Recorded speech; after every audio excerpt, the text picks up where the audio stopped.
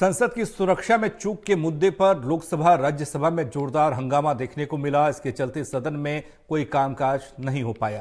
कार्यवाही एक बार के स्थगन के बाद सोमवार सुबह 11 बजे तक के लिए स्थगित कर दी गई। सत्ता पक्ष और विपक्ष के बीच टकराव और बढ़ गया है। संसद में सुरक्षा के उल्लंघन के मामले को लेकर लगातार दूसरे दिन भी संसद में हंगामा जारी रहा। विपक्षी सांसदों के निलंबन को लेकर भी प्रदर्शन देखने को मिला। इस बीच सरकार ने कहा कि जांच जारी है और विपक्ष बेवजह मुद्दे को राजनीतिक रंग देने में जुटा है।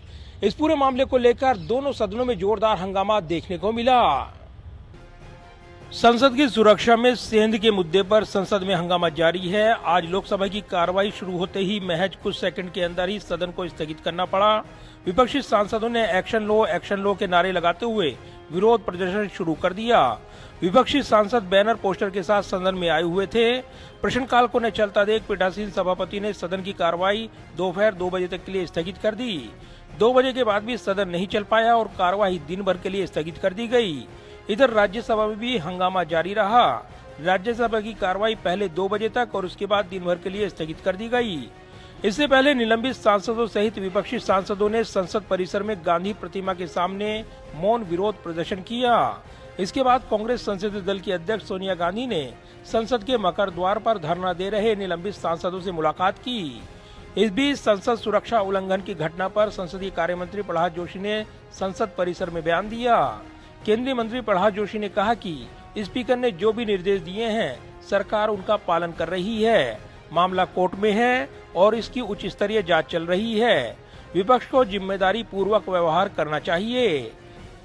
डेडलॉक कुछ आवाज दबाने का कोई कोशिश नहीं कर रहे हैं। आवाज को उठाने के लिए हम रिक्वेस्ट कर रहे हैं। तो उनका वो आरोप है, तो वो आरोप भी नहीं है, ओपिनियन है।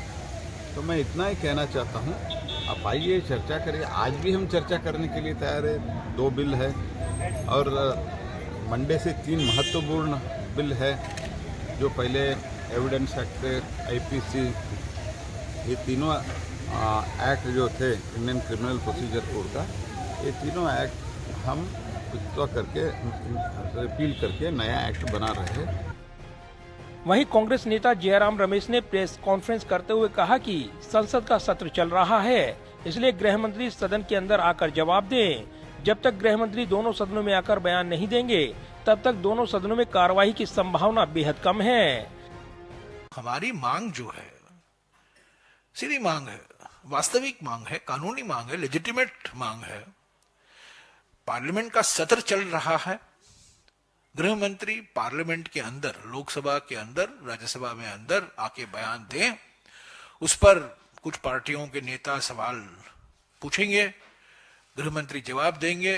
1.5-2 घंटे के अंदर ये बात खत्म हो जाएगी और उसके बाद में सदन की कार्रवाई चलेगी। जब तक गृह मंत्री दोनों सदनों में नहीं आएंगे और बयान नहीं देंगे तो दोनों सदन का चलना, मैं समझता हूं, संभावनाएं बहुत कम दिखती हैं। कांग्रेस नेता जयराम रमेश ने आगे कहा कि हमारे देश के गृह मंत्री टीवी चैनल पर आकर संसद में हुई घटना पर बात करते हैं, लेकिन वे सदन में बोलने को तैयार नहीं हैं। गृह मंत्री अमित शाह इस घटना में बीजेपी सांसद प्रताप सिंह की भूमिका से ध्यान भटकाना चाहते हैं। सरकार की तरफ से पहले इसे एक छोटी घटना बताया गया था, लेकिन फिर संसद में घुसने वालों पर यूएपीए का केस डाला गया है। इससे ये साफ है कि देश की सुरक्षा से जुड़ा एक गंभीर मामला है। इधर कांग्रेस आरोप लगा रही है तो बीजेपी ने भी पलटवार किए हैं। बीजेपी सांसदों ने कहा है कि इस मामले में जो आरोपी हैं वो यहाँ पर विपक्षी पार्टियों के करीबी हैं और इसको लेकर यहाँ पर लोकेट चटर्जी ने वो पोस्टर भी साझा किया जिसमें टीएमसी नेता के साथ यहाँ पर आरोपी दिखाई दे रहे हैं।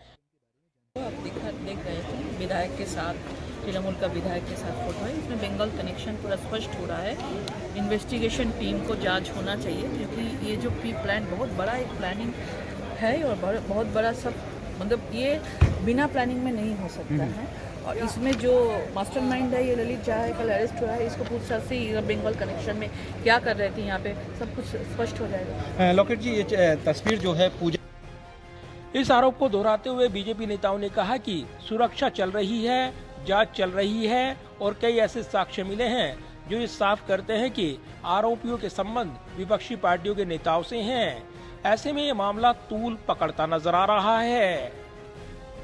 जाहिर है संसद में सुरक्षा उल्लंघन के मामले को लेकर टकराव बढ़ने लगा है। विपक्ष ने साफ कर दिया है कि जब तक इस मुद्दे पर सरकार की ओर से जवाब सदन के अंदर नहीं आता, विरोध जारी रहेगा।